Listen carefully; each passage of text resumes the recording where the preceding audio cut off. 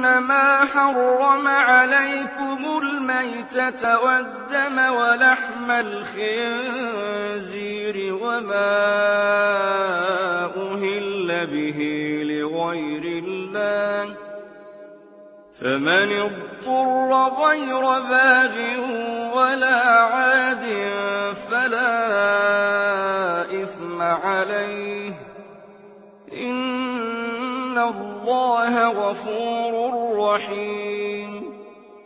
إن الذين يكتمون ما أنزل الله من الكتاب ويشترون به ثمنا قليلا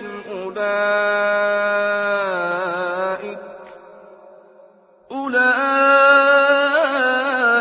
ما يأكلون في بطونهم إلا النار ولا يكلمهم الله يوم القيامة ولا يزكيهم ولهم عذاب أليم.